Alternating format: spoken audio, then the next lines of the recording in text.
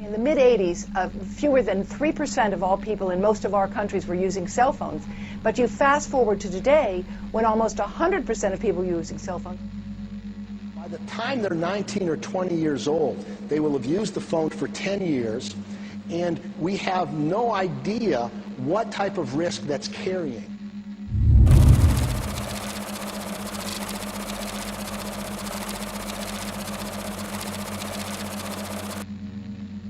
We've immersed ourselves in an ocean of electromagnetic radiation. It's all around us now. Invisible, we can't see it, but we know it's there. Every time you lift up your mobile phone, you know it's there. It's very, very hard to turn the clock back, or if not impossible to turn the clock back. But we need to be aware of the adverse health effects so that we have the choice of taking precaution against the exposures. At present, the World Health Organization statements regarding this are that it is real. We were not the only cancer cluster around a foam mast. There are many cancer clusters around foam masts. Most of the cancers which will arrive haven't arrived yet. How could we have possibly thought putting microwaves to our brain was safe? We just don't fully understand yet what we're doing. We have an announcement finally on whether cell phones cause cancer.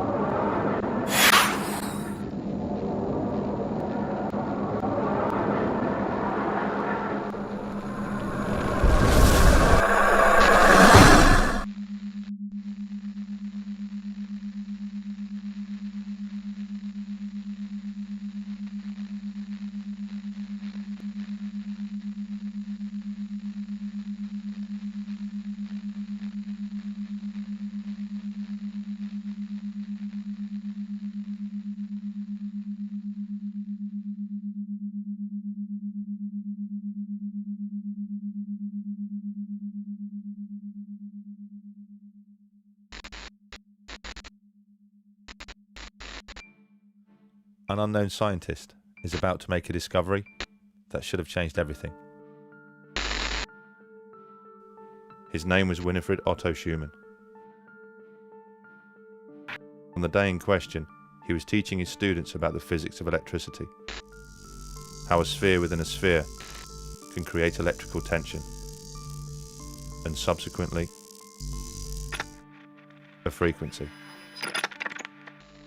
Schumann's class had struggled to understand the subject, so to make it easier, the professor instructed them to imagine the Earth as one sphere and the ionosphere as another. He then asked them to calculate the tension that would exist in between. Having no idea himself, Schumann also began to calculate. Eventually, he arrived at a frequency of approximately 10 Hertz.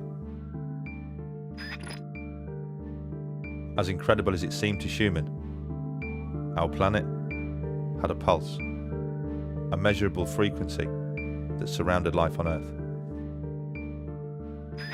Although the professor was proud of his find, he didn't see it as a hugely significant one, especially as it was only published in a small science journal, confined to the back pages, under the heading of Schumann resonance. It would take several years and an incredible twist of fate before the professor would begin to realize the true importance of Schumann resonance. That twist of fate had begun 30 years earlier with another German scientist by the name of Hans Berger. Using an EEG machine he had built himself, Berger had made the first ever recording of electrical frequency transmitted by the human brain. It was initially suggested the wave be named after the man who'd discovered it, but Berger, being a modest man, elected for an alphabetical name, and called it the alpha wave. Shortly after Professor Schumann's discovery, one of Hans Berger's colleagues, a man named Dr. Ankermüller, happened to stumble upon a bedraggled copy of a small scientific journal. The exact same small scientific journal that Professor Schumann's discovery had been published in several years before. He read the piece several times, shaking his head in disbelief. He realized instantly the magnitude of what was in front of him. The frequency of the alpha waves, recorded by Hans Berger, were almost identical to Schumann resonance. The frequency of the Earth. Dr. Ankermüller immediately contacted Schumann to convince him to investigate further. Schumann agreed and worked alongside one of his students to refine his discovery. They studied in detail how tension is discharged by lightning in the Earth ionosphere cavity. Eventually, they came up with an exact frequency. The pulse of the Earth, Schumann resonance, was exactly 7.83 Hertz. The discovery was remarkable. Schumann resonance wasn't just similar to the alpha waves of the human brain, it was identical. The brain's frequency, which controlled our creativity, our performance, our stress, anxiety, and our immune system, had somehow tuned in to the frequency of the planet.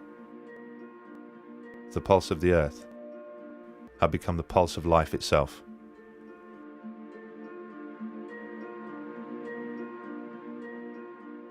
The frequency of a wave is measured in hertz. This refers to the number of oscillations the wave makes each second. Frequencies range from a billionth the size of an atom to the length of the universe itself. In theory, frequencies are infinite, so ultimately endless.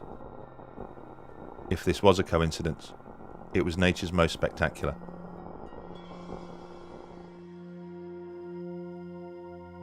So what did all this mean? It wasn't long before somebody tried to find out. His name was Rutger Weaver, an acclaimed scientist from the Max Planck Institute. In the early 1960s, the professor constructed an underground bunker in order to examine the circadian rhythms of man. The circadian rhythm is the day-night cycle that is engraved into all life. Over a 30-year period, the professor conducted experiments in which student volunteers would spend several weeks at a time living in the bunker, completely shielded from the natural resonances of the Earth. In his results, Weaver noted some astonishing findings.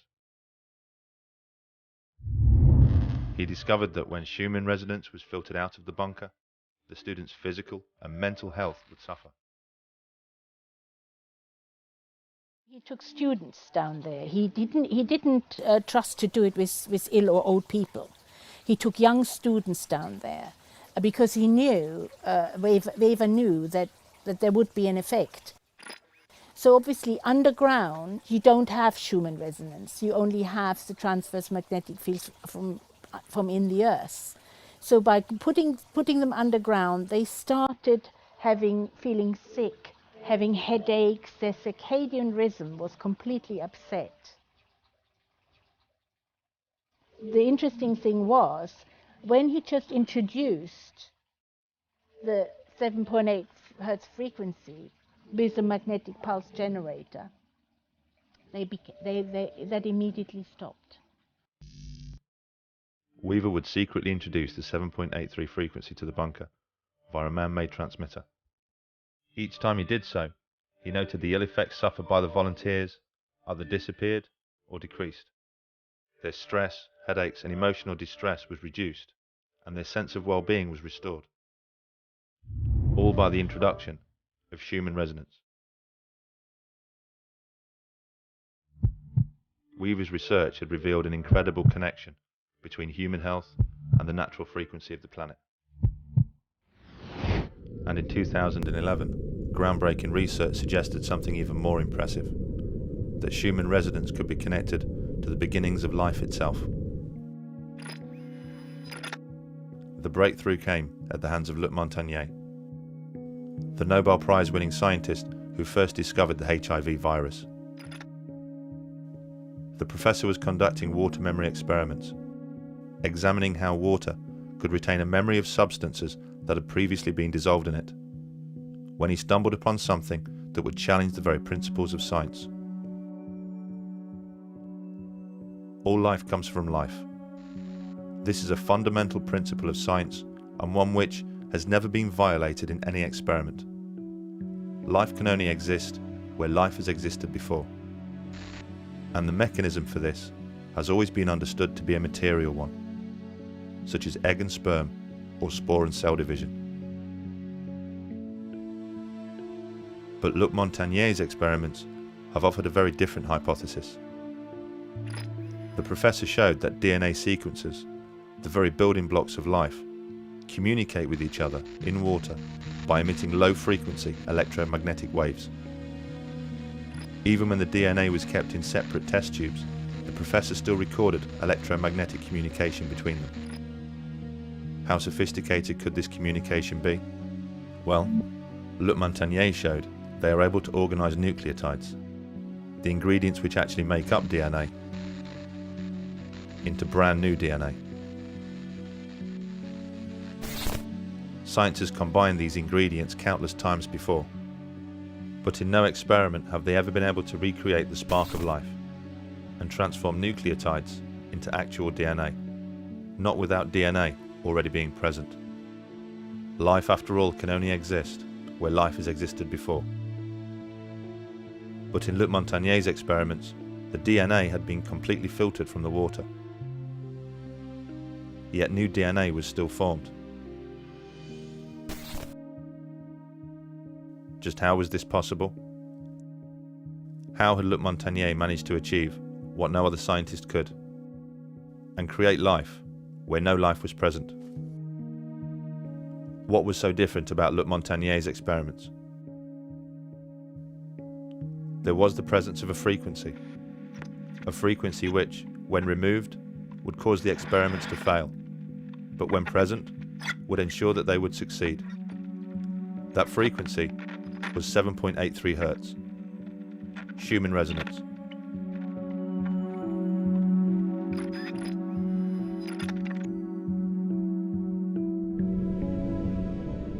A delicate relationship had been struck between life and the frequency of the planet, an interaction of living organisms and electromagnetic frequencies, a reliance, a bond. Evidence of this can be found by reading the science papers, but more obvious proof can be found by simply walking outside.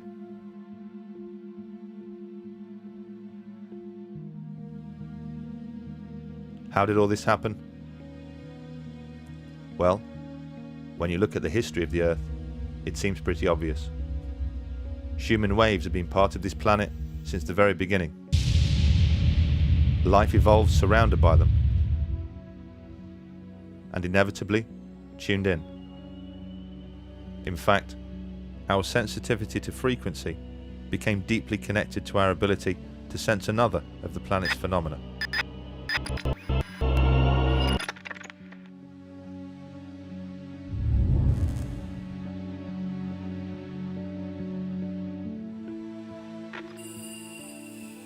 Two billion years ago, magnotatic bacteria formed a simple but intriguing relationship with the Earth's magnetic fields. The single-celled organism contained particles of magnetic material. This enabled it to act like the needle of a compass and orient along the magnetic lines of the Earth. As organisms became more complex, so did their reliance on the Earth's magnetic fields.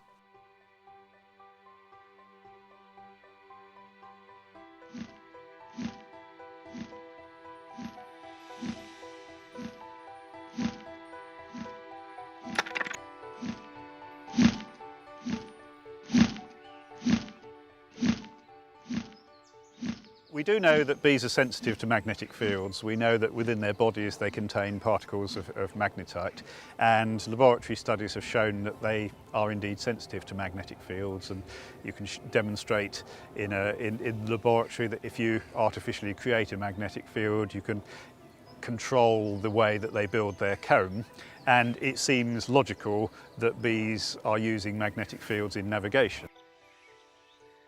The delicate balance of life on Earth is perfectly illustrated by reliance on bees and their pollination of plants. It's hypothesized that without bees, life wouldn't stand much of a chance. Insect pollination is needed for really all the things that make eating interesting. So all the fruits, the nuts, and things like that all require insect pollination, and bees are the most important group of pollinators.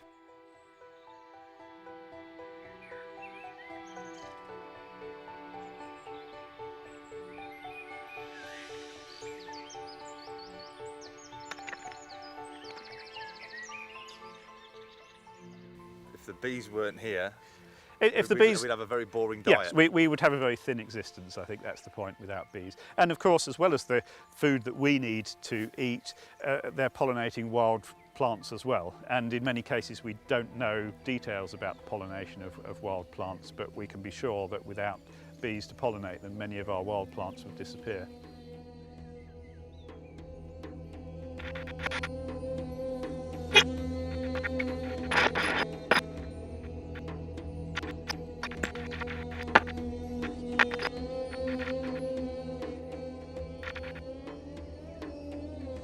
We are with Marianne Fraser, the Senior Extension Associate for Beekeeping at Pennsylvania State University.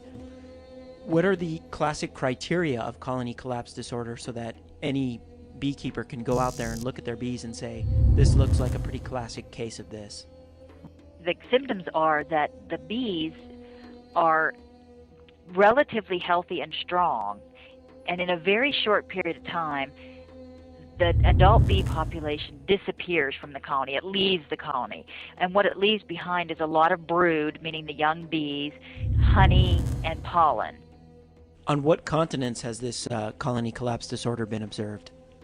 Well, the decline of honeybees has occurred actually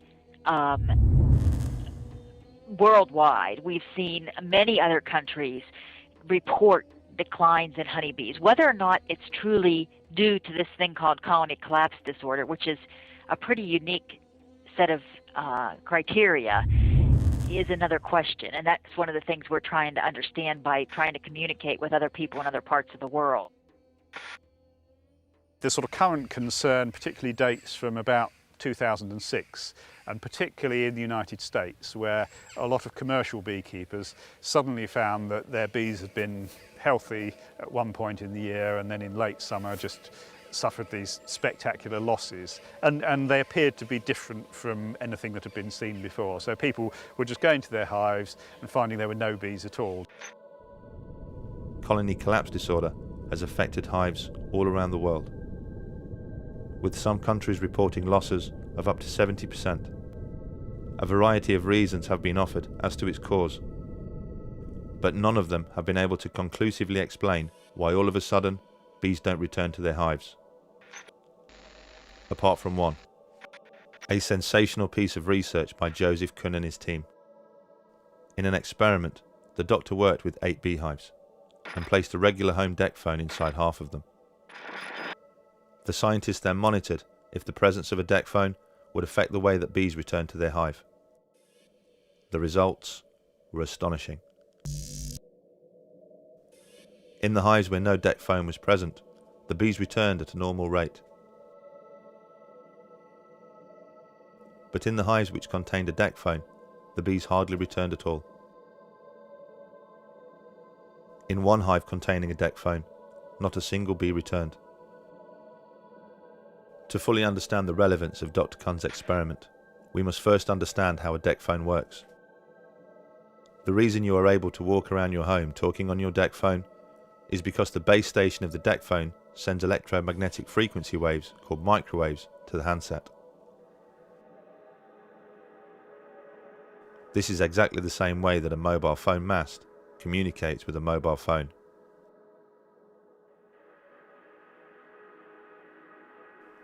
A deck phone is basically a miniature version of a mobile phone mast.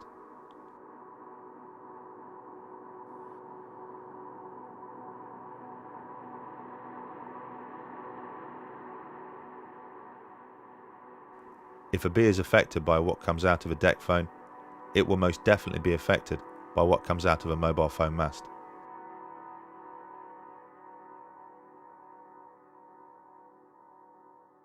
And with 4 billion mobile phone users around the world, all of a sudden, there are an awful lot of mobile phone masts.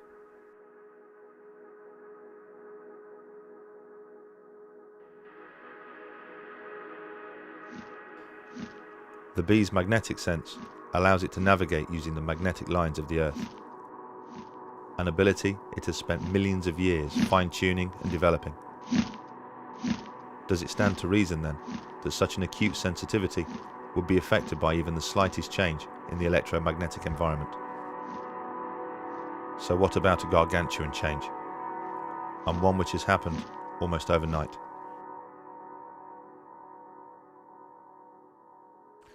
Are there other species that have this sensitivity to magnetic fields?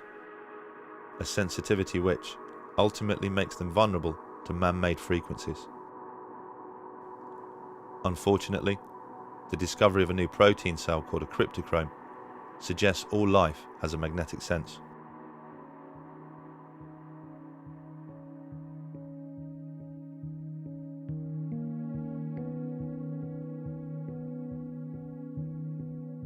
They were discovered in the 1990s in plants where their function is to absorb blue light, which is used to regulate growth. They were since been found in insects, animals, mammals, including humans, and in birds. Cryptochromes are a biological molecule called a protein. It's generated by some of your genes called cryogenes. And the cryptochrome molecule actually controls your circadian rhythms, including melatonin production. Some of the cryptochromes seem to have a function of absorbing light as detectors for the circadian clock. So they are inputs for the light-dark cycle that many species seem to have, plants as well as animals. But in the year 2000, Thorsten Ritz demonstrated an even more amazing role for the cryptochrome. In a series of experiments on robins, he demonstrated that their navigational sense was not only a magnetic one, but it came directly from the cryptochrome cells, which are located behind the eye. I think the Ritz paper published in 2000 is one of those milestones in science, because he proposed that this cryptochrome molecule, which remember is best known for its effect in controlling circadian rhythms, that molecule was actually responsible for giving the compass, magnetic compass information in birds. The birds literally see the Earth's magnetic field, perhaps as a bright or a dark spot superimposed on their field of vision. And as they then move their head or their body around, this spot moves, and so rather like a heads-up display for a fighter pilot, they have this thing that they see, goodness knows what it would be, which allows them to orient while they're flying. The way he tested that was to expose birds to radio frequency fields to see if it actually disturbed their magnetic compass.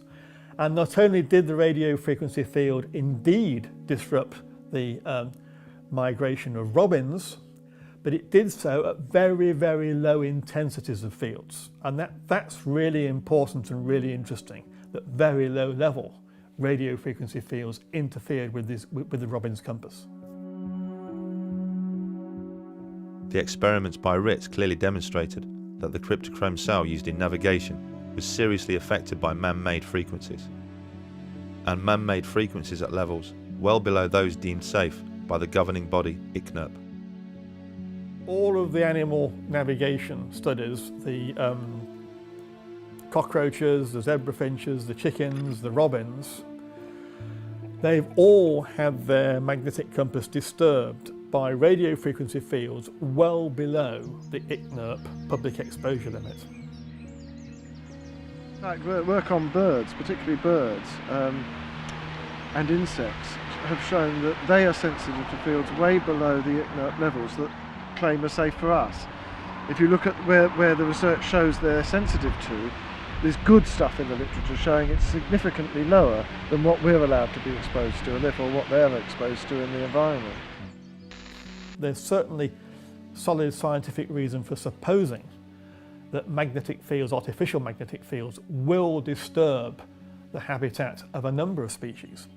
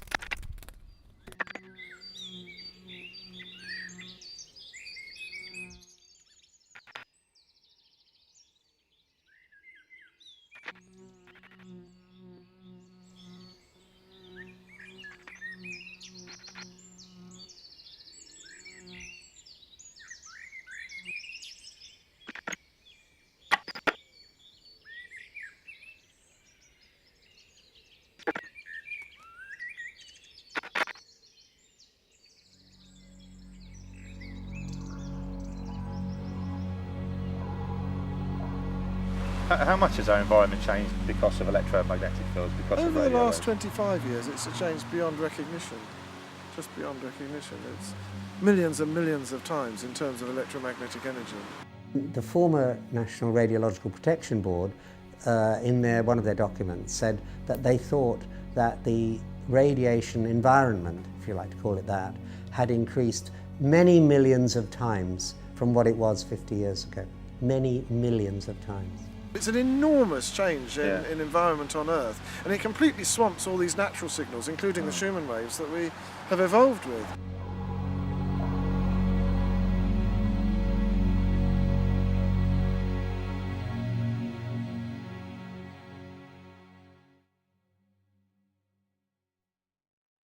One of the reasons that cryptochromes are particularly interesting from the point of view of human beings detecting magnetic fields is that there's a recently study by Dr. Foley and colleagues showing that if you put human cryptochromes into the fruit fly, then the fruit fly is magnetically sensitive because of the presence of these human cryptochromes.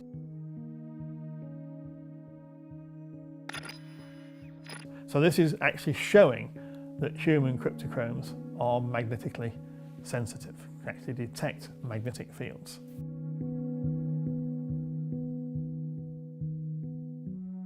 The discovery of the cryptochrome cell has sparked new interest in the magnetic sense of man, a sense that Robin Baker had predicted some 40 years ago. This is not some kind of scientific blind man's buff. It's an experiment to find out whether children have a sense of direction. Blindfolded and ear-muffed, the subject is turned around in a special chair until he can't remember which direction he's facing. The chair stops and the subject guesses whether he's facing east, west, north or south. West. The guess is recorded in a small computer. If children had no sense of direction, their guesses would be random, but they're not. Children after the age of about 10 or 11 make pretty good guesses. It seems they have a real sense of direction, and it seems to be a magnetic sense. When the scientists strap a magnet to the subject's head, it disrupts his sense of direction severely. And this is a huge advance in understanding. It begs all sorts of questions. It begs questions as to whether human beings can actually navigate in the Earth's magnetic field. Even though they don't do it today, did they do it thousands of years ago? And of course it begs the question as to whether this is a process by which magnetic fields are actually detected in the human body, which leads to this disturbance of circadian rhythms, which would explain all these adverse health effects that we see so much of in the epidemiological studies of the health of magnetic fields.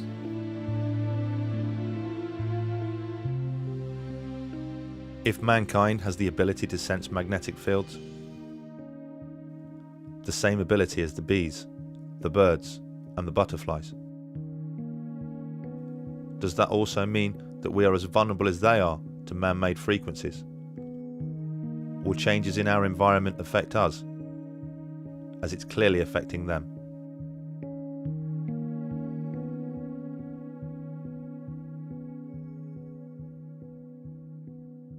Roland? Okay, so how do you describe electrosensitivity? Electrical sensitivity is when people start reacting, their body starts reacting to electromagnetic fields. Generally speaking, the electromagnetic fields that they'll be reacting to is wireless. So it'll be wireless communications, it'll be Wi-Fi, it'll be cordless phones, deck phones, mobile phones, masts.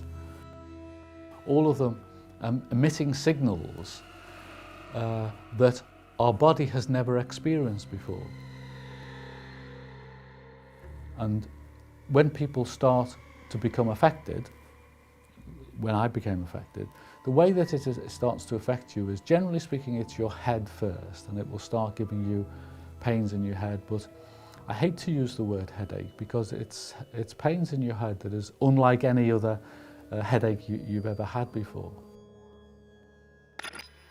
Most people's complaints are things like cardiac arrhythmia, insomnia, headache, visual disturbance, vertigo, different kinds of paresthesias or neurasthesias where they are feeling unusual sensations within their body. But really it can also affect endocrine function, thyroid function. Again, the list is really endless. In my particular case, and this is not everybody's case, if I then don't get out of the environment, I start getting quite severe pains in my gut, and that will then mean it's too late, and I will then start bleeding internally.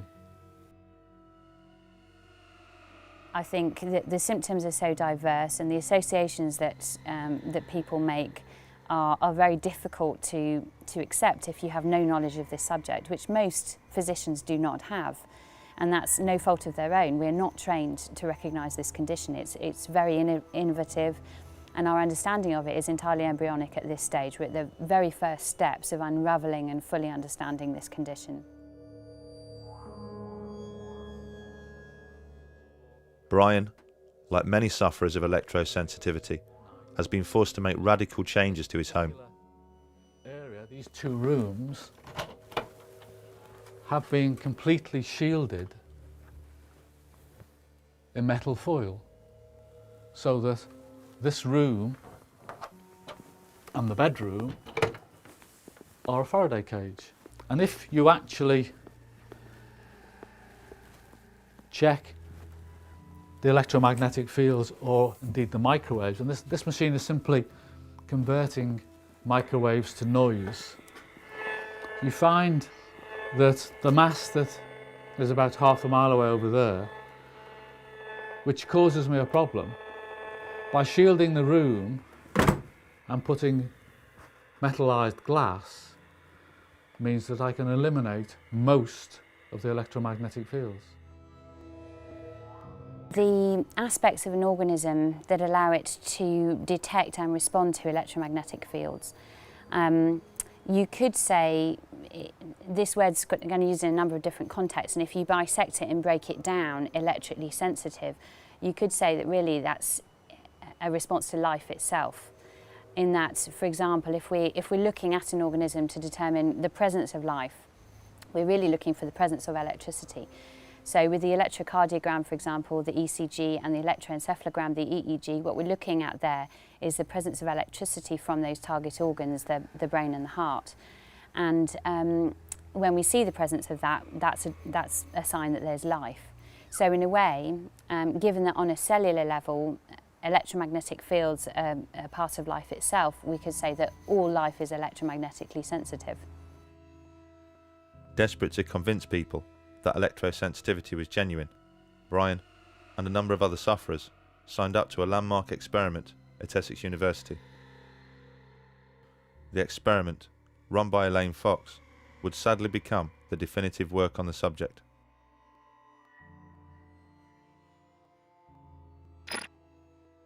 You have to go into a shielded room, and you go in there for a relatively short period of time, and the mast is on for 10 minutes and off for 10 minutes and on for 10 minutes, and to see whether you can detect whether it's on or not. And I went into the room having told them that I would not be able to tell them whether the mast was on or off or on. Why's that? Because their understanding of how you react to this is wrong. This is not a case with most people where you turn the mast on and, oh, I'm affected. They turn the mast off, oh, I'm okay again. It doesn't work like that. I suffer with hay fever. And when I go into a field where there's pollen, it takes a while before I'll be affected. But it takes a long time before I'm not affected. I can be removed from the hay field for 24 hours, but I'll still be feeling my hay fever. And electrical sensitivity with most people is a little bit like that. The way the team had set up the experiment meant it would be almost impossible for Brian and the other volunteers to prove they were being affected. Not that it would matter, as the team had inexplicably decided to do away with any form of vetting procedure. For one thing, people appear to be sensitive to different things. I'm sensitive to 3G mobile phones, I'm sensitive to GSM mobile phones, for example. There are differences in the way the modulation works. I have no idea whether they're right in their sensitivities, but if that is the case, then it makes sense that the people who you've got into your study claim to be sensitive to exactly the signal that you're going to be exposing them to. If you have someone that, for example, is always sensitive to Wi-Fi, but they're never sensitive to mobile phones, if they exist, then you make sure that what they're being exposed to is Wi-Fi and not mobile phones, because you're actually trying to prove whether they're sensitive to what they're saying they are. None of that differentiation was done. It was really, if you claim to be sensitive to anything at all that happened to be electromagnetic, you were in. Well, one of the reasons why I thought it was quite important was I help people who are electrically sensitive. And a couple of months before, I'd actually been to a lady's house who thought she was electrically sensitive, just to try and help her and to explain to her what electrical sensitivity was and what might be causing her problem. And to cut a long story short, it was obvious that this particular lady had a problem, but she was not electrically sensitive. She was definitely not electrically sensitive. But in the going of the conversation, she'd signed up for the Essex trials to try and find out whether she was electrically sensitive. Well, my heart missed a beat. Well, here's somebody that's not electrically sensitive, and they've signed up to go to Essex, and Essex are telling me they don't have a vetting procedure. What they actually found, and this is based on the text in their paper itself, I'm not sort of paraphrasing, is they needed, according to them, with the level of response they were expecting to see from sensitive people, they would need about 132 people, participants in their study, to show a statistically significant effect. That's how much population, if you like, they would need. That's how much data they would need in their study findings before they could say this group is clearly more sensitive than that group. What they got was 44. So from the very outset, they only had a third of the data they expected that they would need to find anything anyway. What they ended up finding was a near statistically significant risk anyway, i.e. the people who claimed to be sensitive showed that they were sensitive with a significance of about 90%. So the borderline at which a scientific paper says, yes, this is statistically significant, is 95%. If you don't get that level of certainty, it's not a statistical finding at all. It could be random chance and noise. They got something which was 90% certainty of an increase in risk, and of course it fails the magic bar at which you can call it a statistically significant result, and it was written off as this demonstrates that people aren't sensitive, when actually it did no such thing.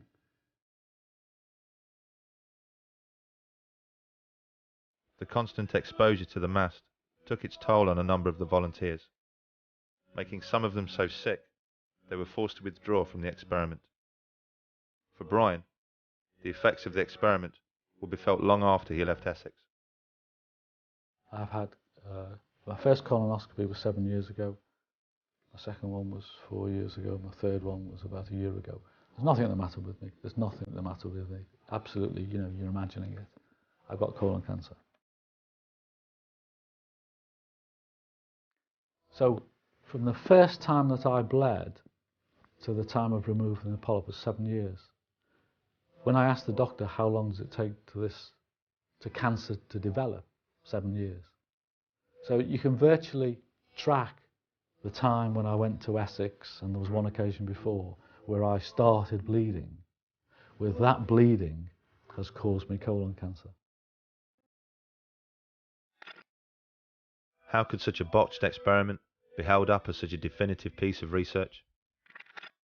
Why would such an experienced team make such fundamental and obvious errors in their work? Could it be anything to do with those who provided the funding? The Essex experiment is one of a number of experiments funded by the MTHR, a company set up and funded by the mobile industry themselves. Could you explain what MTHR does and how MTHR is funded? Yes, the MTHR programme is funded jointly by the UK government and the mobile telecommunications industry, and it funds research into possible adverse health effects related to mobile phone technology. The whole issue of who funds scientific research is a thorny issue. I know many scientists like myself who, when they get a new study to read, the first thing they turn to is the back of the page where it says who funded it. Is there, do you think, maybe a conflict of interest in the mobile phone industry funding research into the harm that it does? Well, of course there is a potential conflict of interest, and that's why a programme of funding like this has to be carefully managed. I've done a lot of work with the telecommunications industry because I happen to have I organise the communication workers representation in here, and so I've talked to these people for a long time. I think they would like to be objective, but they are driven, particularly in a market where they're fighting each other for market share by profit, and therefore they may fund research, but much like the pharmaceutical industry, you often find that they're hiring people who've already spoken on their side of the argument. Scientists aren't pop stars. They don't earn a lot of money. They have houses to finance. They have families to look after. Who can blame them for recognizing that if they find the wrong results, they're not going to get another job from that source at any rate? There are psychological pressures, even in the absence of actual pressures, which may or may not be present in individual circumstances. There are clearly psychological pressures to conform and to please the organisation providing your funding. You feel obliged. You feel obliged, you feel obliged. There are some really solid statistics showing that where there is an issue over electromagnetic field effects, that the studies funded by the utilities or by the power industry or the radio industry or by the mobile phone industry are funded by them, that the studies tend to be significantly negative, whereas the studies funded independently within universities and so on tend not to be so. It's a challenging area in which to research. It's not easy to do studies of that sort, and because of the constraints of doing research in human subjects, you're not going to have perfect research studies. There are always going to be limitations. Is this a real condition? Yes, absolutely it is. At present, the World Health Organization statements regarding this are that it is real and symptoms can be severe and disabling. Figures for electromagnetic hypersensitivity are around 2 to 3%. Those are people who've had their life extremely affected by this condition. But, as I've previously mentioned, on a cellular level, 100% of people are reacting. That means that the healthcare consequences of not taking this seriously and not recognising it are potentially huge. And the numbers of people that have mild or moderate electrical sensitivity are probably far higher than we estimate.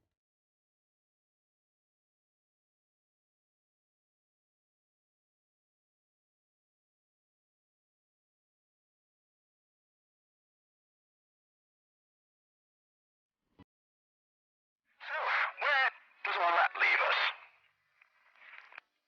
It leaves us with a tape recording of an experimental link-up between a standard telephone and a unique mobile handset. A dialing tone. And that's quite an achievement, because it's one thing to transmit a conversation, it's another to transmit accurate digital information. Now, an extension at the Research Institute in Chelmsford, which has perfected this technique. On the other end of this should be Liz Charnock.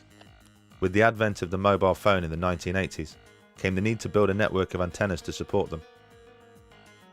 Since then, the telecom companies have erected over 5 million mobile phone masts around the world. But incredibly, prior to filling the air with microwave frequencies, they didn't conduct a single piece of research to ensure there wouldn't be any long-term health effects from such exposure. The grid was built without first making sure it was safe. Thank you for your help.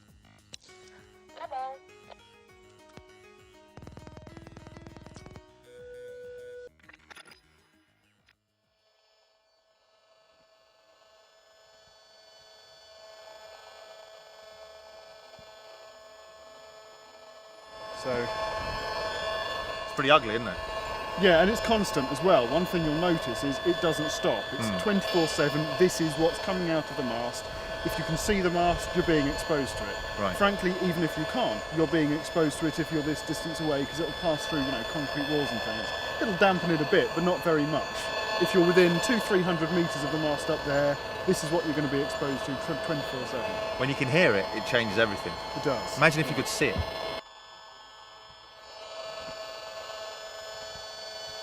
I mean, it'd be the equivalent of seeing a daily smog. Yeah.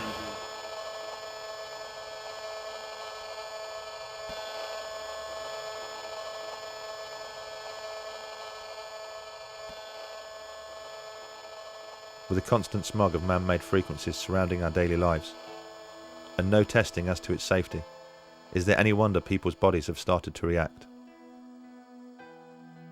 Well, it was almost 10 years ago, and I was in my 30s. No history of breast cancer in my family, and living a really healthy lifestyle. I'd been living next to a foam mast for many years, over 7 years by then. How far was that from? It was 100 metres from the house. Right, so pretty close. Yeah, and for years I'd been having symptoms which hadn't related to the foam mast, because I didn't know anything about the condition of electrosensitivity then. And I'd been having vertigo, sleep problems, headaches, sharp pains in my head. And I'd often visit the doctor only to be told it was either stress or a virus. And then just out of the blue, I was diagnosed with breast cancer. And it was the biggest shock of my life. And at first I thought, well, it's bad luck, it's just unlucky, it's me. And started to go through my treatment. And it was then I started bumping into neighbours in the hospital. And I only lived in a small village. Right. And started bumping into other young ladies as well, who were neighbours. Young?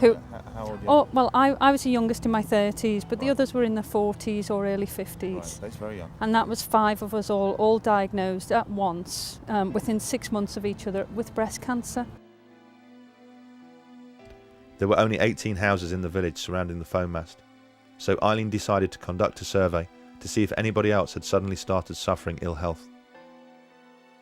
What came back really frightened us. Lots of people were reporting the same symptoms that I'd been suffering with for years. So vertigo. Yeah, the headaches, the vertigo. But there was other young women in the village who were having fertility problems and precancer cervical cells. Other young ladies who'd had breast cancer benign lumps, and there were other conditions of cancer as well in the area. One of our neighbours, who was only 51, had developed motor neurone disease, and he unfortunately died. And so we unearthed a horrendous can of worms. We'd done a count of 77 people in the houses. And out of 77 people, how many people were suffering biological effects? The estimate was around 70%. People 70% of people who'd had effects over the years with biological effects, sleep problems, skin rashes, benign lumps or cancer. It was it had a big impact on people in the village. I think this is a global, massive problem. We found since then that we were not the only cancer cluster around a foam mast. There are many cancer clusters around foam masts, and we'd worked with a local scientist where we looked at other foam masts that have been in areas for a long time and conducted other surveys and found other cancer clusters as well.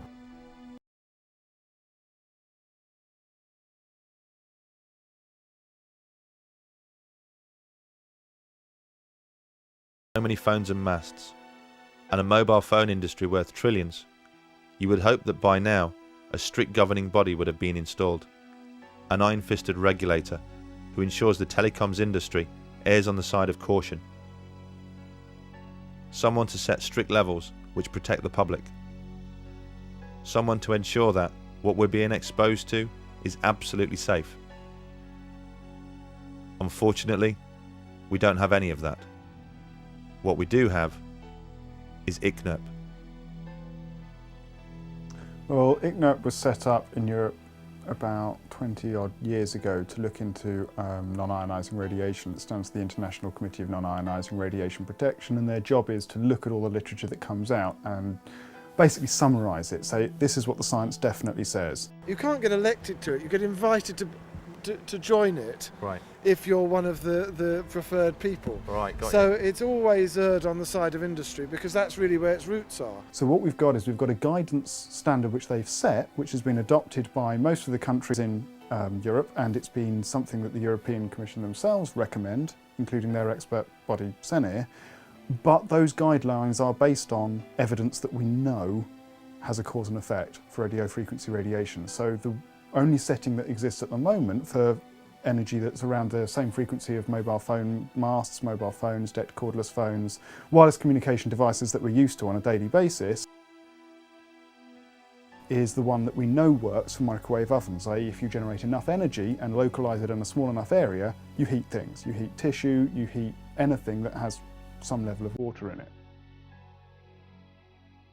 None of the current rules are anything to do with chronic health effects or cancer. None of them, not one of them. They're all set for heating effects and acute effects like prickling of the skin or your eyebrows going up or something like that. None of them are for long-term health effects. So saying that it's below 40, that means nothing. It's meaningless. It's meaningless. It is not intended to protect from long-term health effects. ICNIRP is just irrelevant. It's irrelevant. Well, for example, if you want to make sure that nobody exceeds the speed limit past a school, set the speed limit at 1,000 miles an hour. Then everyone will obey the speed limit. No one will exceed it. Everyone can go sailing past your school at 999 miles an hour and the limit will be complied with. The advisory body effectively are not set up to look at the evidence with regards to safeguarding the general public. So ICNIRP essentially there to establish what's 100% fact, and anything that's not 100% fact is not their concern. That's right. They'll talk about it, they'll summarise what there is, what there isn't, and what's left to find out, and then that's it. They'll leave it there. No recommendations, nothing, because they just don't see it as their job.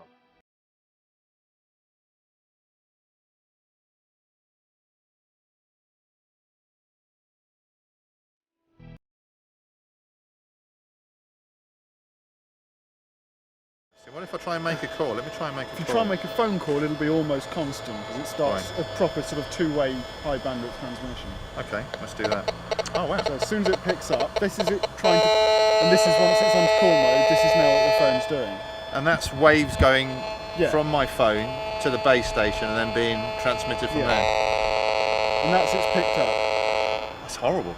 And that's basically what your phone's transmitting into your head all the time, that you've got it operational and you're using it for phone.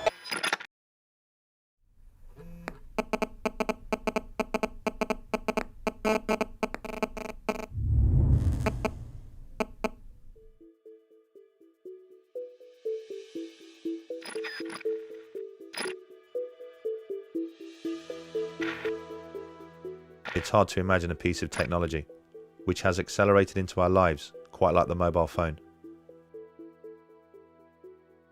25 years ago, it was seen as little more than a gimmick. Today, 4 billion of us own one. And the average age of a child when they receive their first phone is just 8 years old. The way a mobile phone works is by sending and receiving microwave frequencies to and from the base station.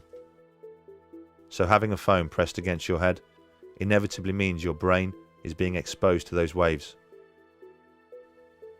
Does the brain react to this exposure? A recent American study shows it absolutely does. The work was carried out by Dr. Nora Valco. Dr. Valco and her team studied 47 healthy people for an entire year. Participants had a cell phone placed on their left and right ears. One was activated but muted, the other was turned off. Dr. Valco used brain imaging equipment to study how much glucose the brain would use during exposure. So it's a very sensitive marker to indicate if there are changes in brain activity that may be driven by a given stimulus, which in this case was the cell phone.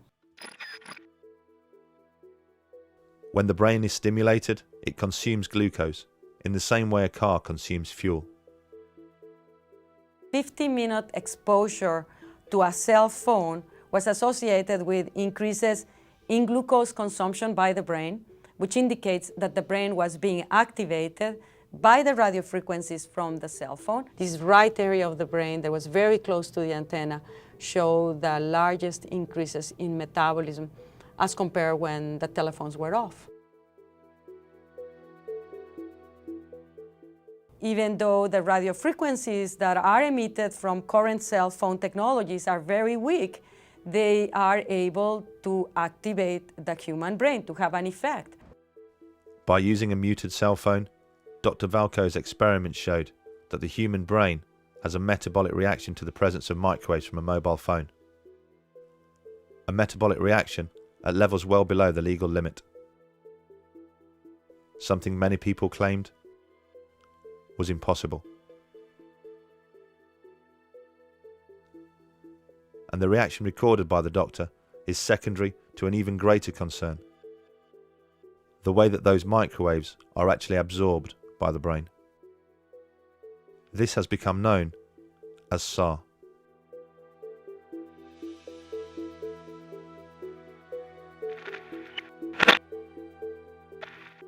SAR is, well, first of all, it stands for specific absorption rate, and that's the measure of how much radio waves, or how much RF energy, in this case radio waves, is absorbed into the human body over a certain period of time within a certain volume.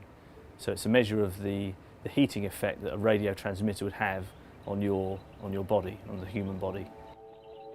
The SAR for every mobile phone is measured in this way, using an artificial head called a SAM Phantom. This is filled with a glucose mixture which represents the brain. The probe measures the amount of microwave radiation that penetrates the SAM Phantom skull and calculates a SAR rating based on how much energy is absorbed.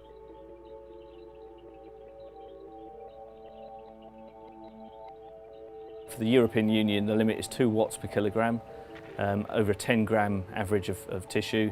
For America, it's 1.6 watts per kilogram, over a 1 gram average of tissue. So the limit for the USA is more stringent than for the European Union, but other countries around the world, such as Australia and New Zealand, use the European limit.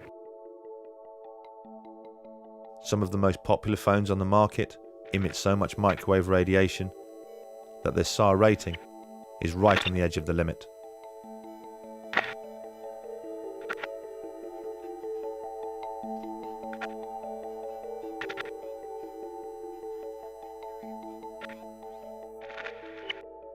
Every millimetre of skull helps protect the brain against the phone's microwave radiation, and therefore lowers the phone's SAR rating. Children get their first phone at the average age of 8 years old. An 8-year-old skull is considerably thinner than that of an adult, so you would hope that phones are tested against a skull which represents the thickness of that of a child. The SAM head is an average shaped and sized human skull. The average of 10,000 people has been taken in terms of their head measurements, and this SAM phantom head has been created, which is an average human skull. Obviously, the head of an average human being is considerably larger than that of an 8-year-old child. But when we investigate the company that makes the SAM phantom head, we discover that the news is even worse. The SAM phantom isn't just the average of 10,000 people. It's the average of 10,000 US Army personnel. And US Army personnel most certainly have a larger, bigger, thicker head than the average 8-year-old. It's pretty reasonable to assume that if most mobile phones were tested against the skull of an 8-year-old, they would fail.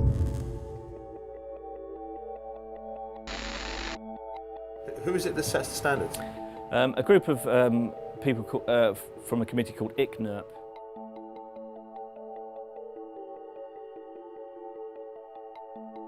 The people who do the work on mobile phones are, by and large, engineers. They have no idea what is going on inside a living cell, but they are pontificating on this. They make the assumption that the only thing that can affect the well-being of a living organism is if it is powerful enough to heat the tissue.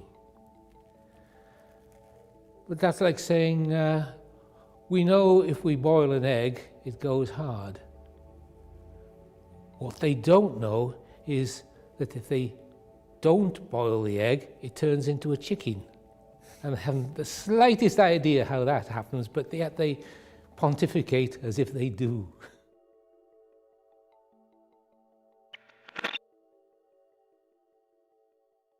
In 2011, the World Health Organization changed the danger rating of mobile phones, reclassing it as possibly carcinogenic to humans,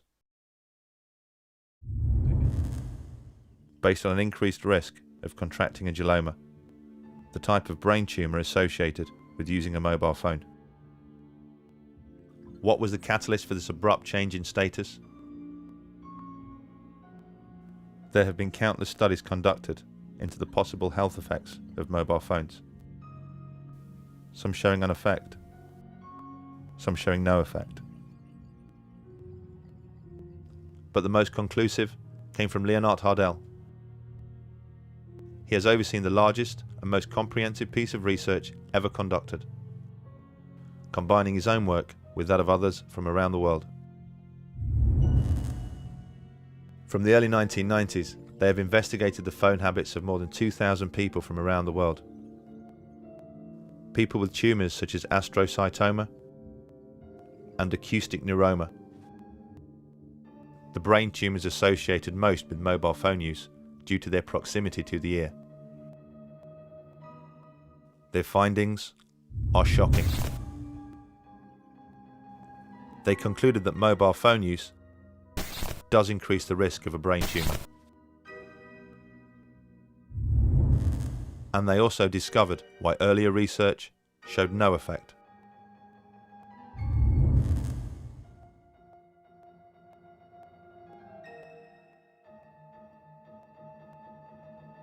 I think there's more evidence that it's carcinogenic than just possibly carcinogenic. But I can understand it in a way because most of the cancers which will arrive haven't arrived yet. I mean, people haven't been using cell phones for long enough for the true effect to become apparent. As is the case with other carcinogens, it takes at least 10 years before you start to see an effect from the exposure. Because the mobile phone explosion didn't really take hold until the late 1990s, it's not surprising we are just starting to see the effects right now. So what are the telecoms industry doing to protect its users from contracting a brain tumour? A flick to the far reaches of their safety manuals suggests that they are more concerned about protecting themselves.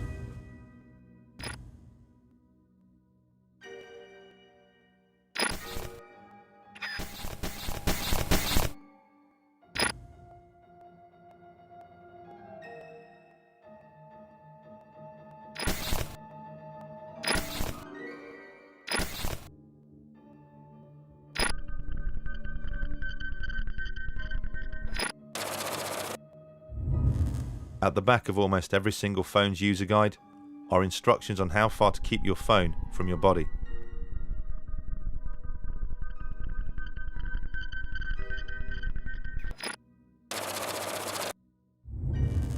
Instructions which, in the most part, are wholly unworkable.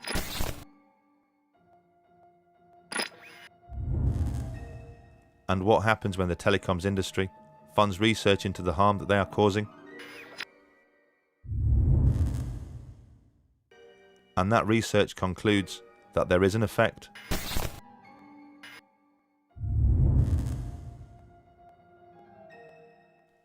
That the use of a mobile phone does play a role in the development of cancer.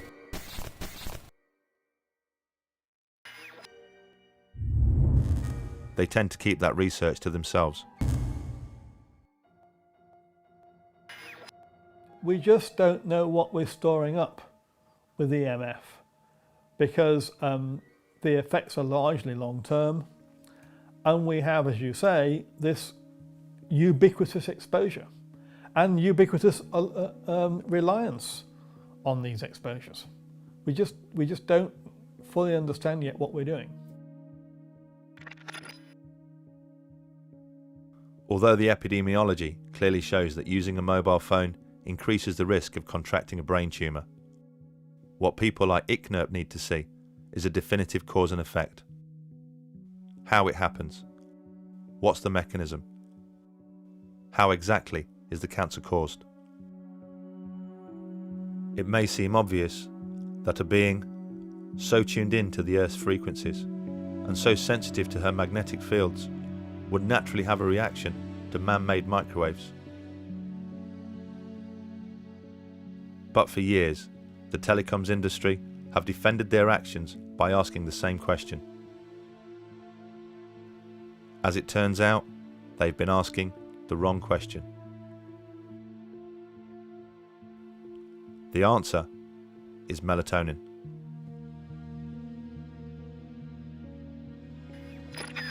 You know, melatonin is a hormone, and believe it or not, it's made in the brain. It's made in the pineal gland of the brain, and it's got a very powerful antioxidant status compared with vitamins. For example, melatonin is 5 times as powerful as vitamin C and twice as powerful as vitamin E. And it secretes only at night, and it's at night that we need it because that's when we go to sleep and when our brain repairs the cells of our body. And that's when melatonin comes out to do its work.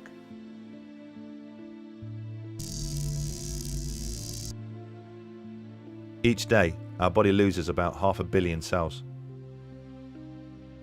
And at night, that's when our body replaces those cells. Through a process called cell mitosis, the dividing of cells. And what it's doing is it's mopping up what are called free radicals. These free radicals are really the spare electrons left over from the process of making the energy which we need to repair ourselves in the first place. Each night, as our body repairs itself, millions of free radical cells are created as a byproduct of cell mitosis. These free radical cells attack healthy cells.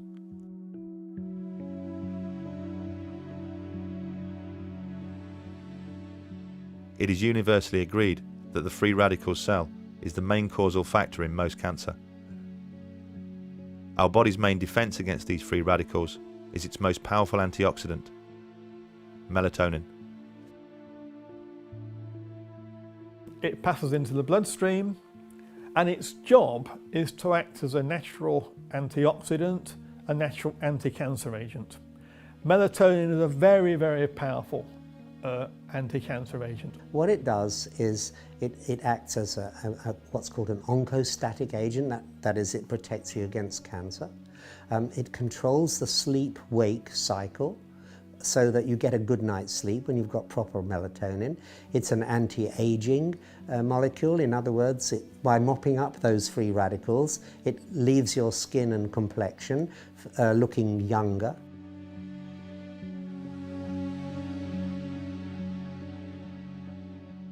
We have in our lab 12,000 studies, which we've collected over the years. And that is more studies than have ever been published on paracetamol, which is the most common headache reliever. There's more scientific interest in melatonin than there is in paracetamol. What are the consequences of having a reduced amount of melatonin? Yeah. Well, you have a reduced amount of melatonin. What happens then is that your immune system starts to be less competent for a start. You tend to get sleep disturbance. You can't get off to sleep, or if you do, you wake up and can't get back to sleep. You can have heart complications because melatonin protects your heart as well.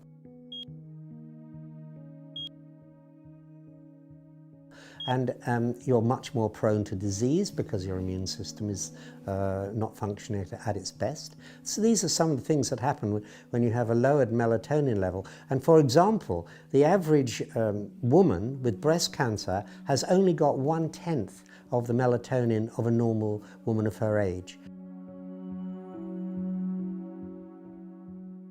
And for people with prostate cancer, they've got less than half the melatonin that they should have. Autistic children have less than half the melatonin levels that they should enjoy. Reduced melatonin in night shift workers, because they're working at night and exposed to light, they don't produce nocturnal melatonin, is known to produce a 50% increase in breast cancer risk. And the International Agency for Research on Cancer, IARC, has actually classed night shift work as a class 2A probable carcinogen because of this melatonin reduction. There are lots of studies now showing that people on night shifts or people who are blind have different cancer rates than the average population. And most of those studies support the view that the absence or the lowered melatonin has an adverse effect on health. Because the body only repairs itself at night. Melatonin is only produced when the pineal gland senses that no light is present. What happens is that the pineal gland is light sensitive. It's sitting right where your brain receives signals from your eyes at crossover point in the middle.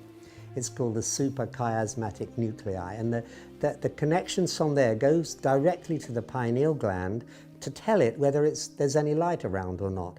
If there's light around, then there's also interference with the signals the brain wants to send to our cells in order to repair them. So it says there's no point in the brain sending these signals out to our cells to tell them to repair, because there's so much interference that they won't hear it. So it waits, the brain waits until it's dark.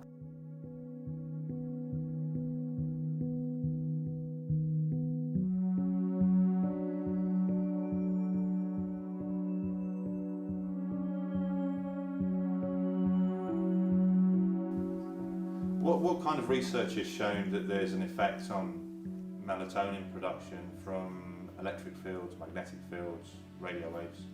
Right, well, the Battelle Institute in America has done a lot of work on this way back from the late 1970s, in fact.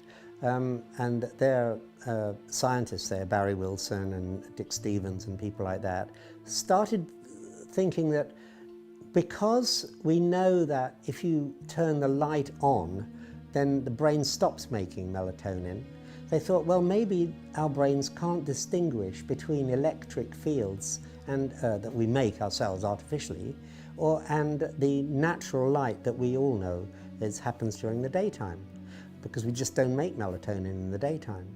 For very good biological reasons. So they thought, well, maybe these electric fields are suppressing the synthesis of melatonin, and that in turn is leading to cancer, breast cancer particularly, in women because they don't have the immunological protection that they would otherwise have. So the brain interprets radio waves as being light waves? Yeah, we don't know the difference.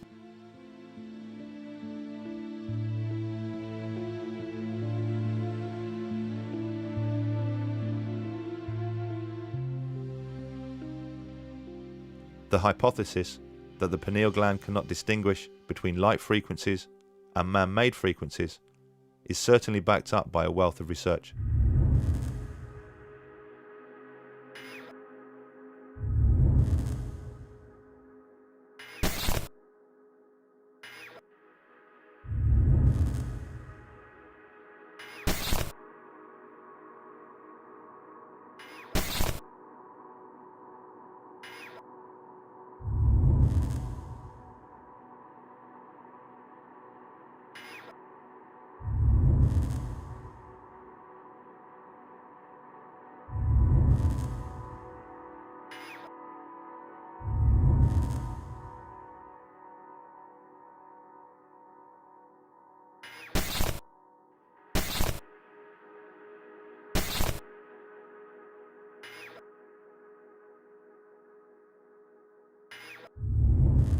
Do you think it's pretty conclusive that electric fields, magnetic fields, radio waves affect the production of melatonin?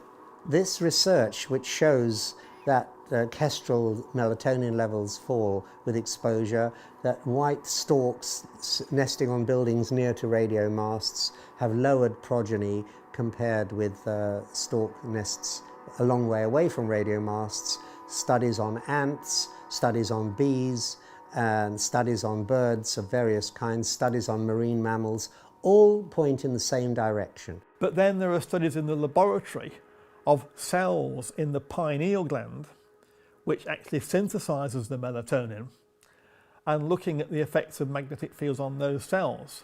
And at virtually every stage in the synthesis of melatonin, it's been shown that magnetic fields disturbs the actual production of melatonin.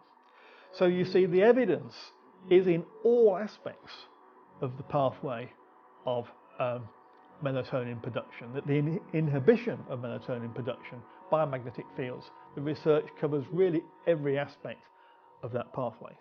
Would you say that it's almost conclusive? Yes, I would say it is almost conclusive.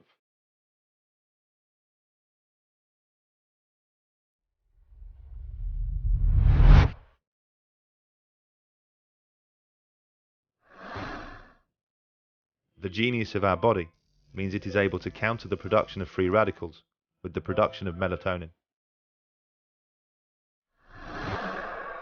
We have created in ourselves a precise balance, a perfect system of defense. It has taken our body millions of years to perfect this technique. A technique created based on the surroundings we have evolved in. But over the last few decades, our surroundings have changed, and changed exponentially. To the naked eye, the world appears to be the same. But at a cellular level, it is the biggest change in environment life has ever encountered.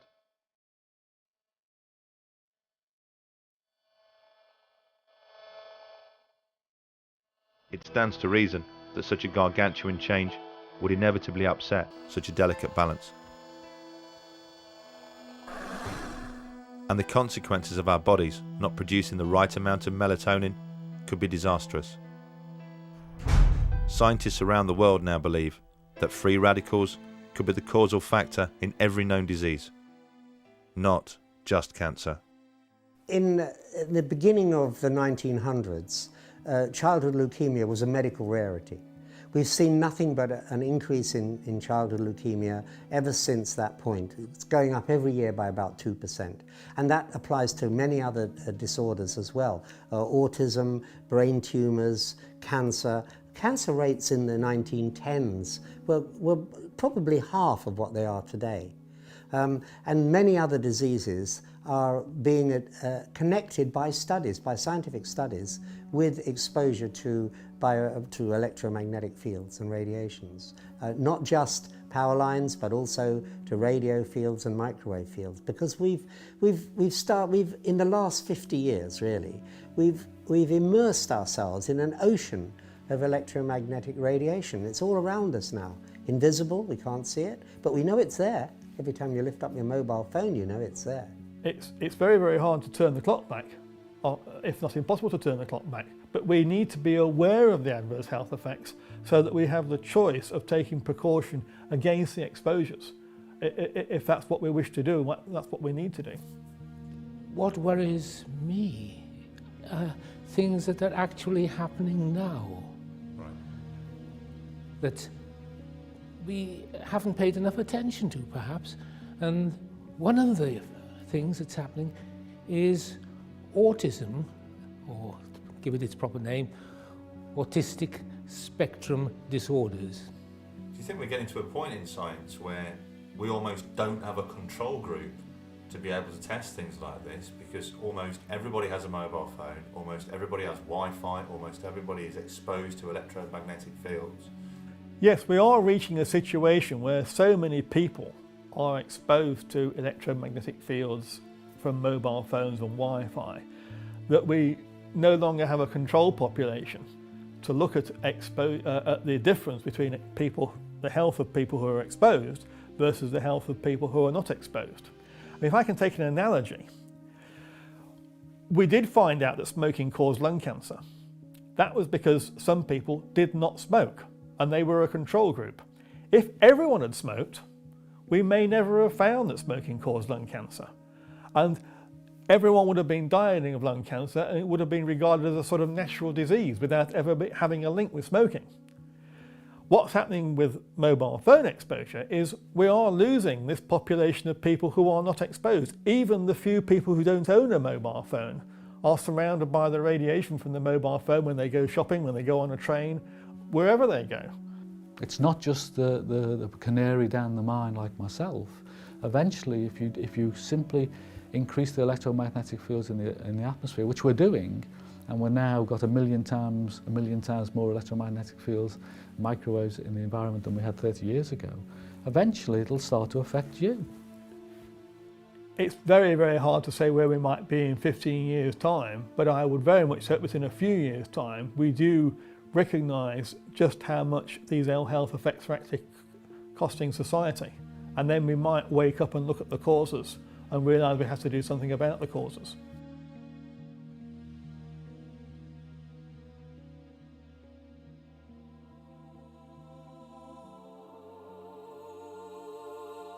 We are a brilliant, yet complex organism.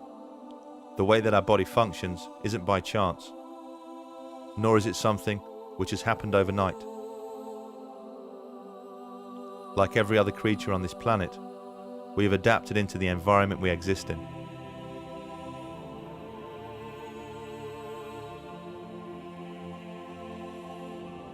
An environment which, since the beginning of time, has had a delicate balance of fields and resonances.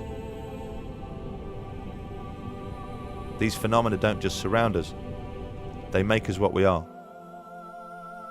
The cells of our body communicate with each other using light frequencies. Our DNA uses electromagnetic frequencies to reproduce itself.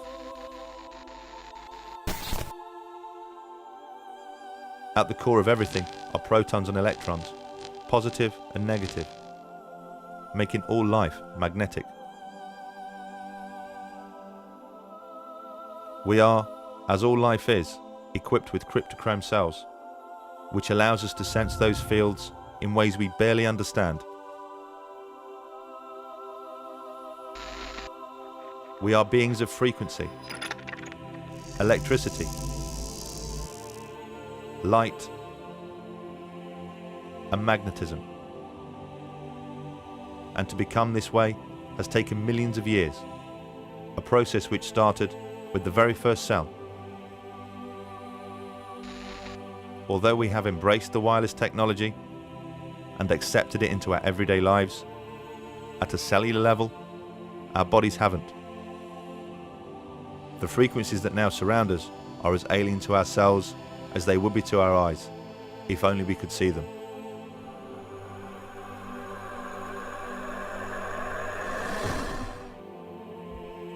Our children are being born into a world that their bodies simply cannot understand.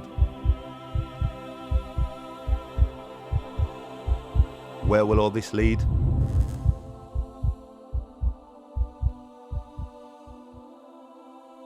As this film is being made, 4G technology is being rolled out around the world. To accommodate this, the ceiling levels are being increased. Wi-Fi is in almost every single home, school and business, surrounding us constantly. DECT phone technology is the norm in almost every single household.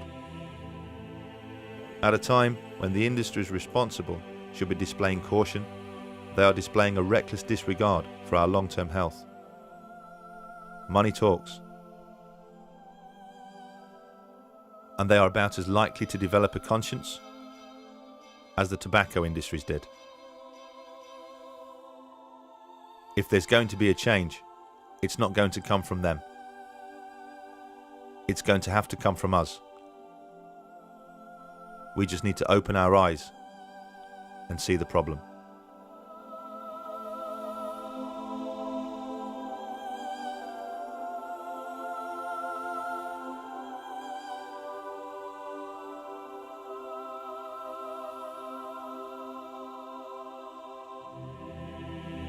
Would the MTHR, do you think, fund research into radio waves affecting melatonin, given that this is the mechanism that people seem to point to, that mobile phones affect the production of melatonin? Melatonin is an antioxidant, a free radical vacuum cleaner, if you like.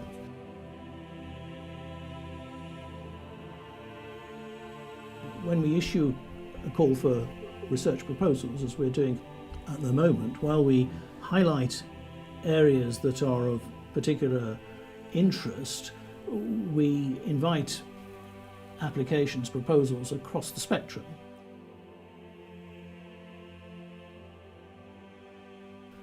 But it would have to be prioritised alongside the other applications that we get. We only have a limited pot of money, but we don't rule out funding research on melatonin. It's not one of the areas that we've identified as a priority at the moment.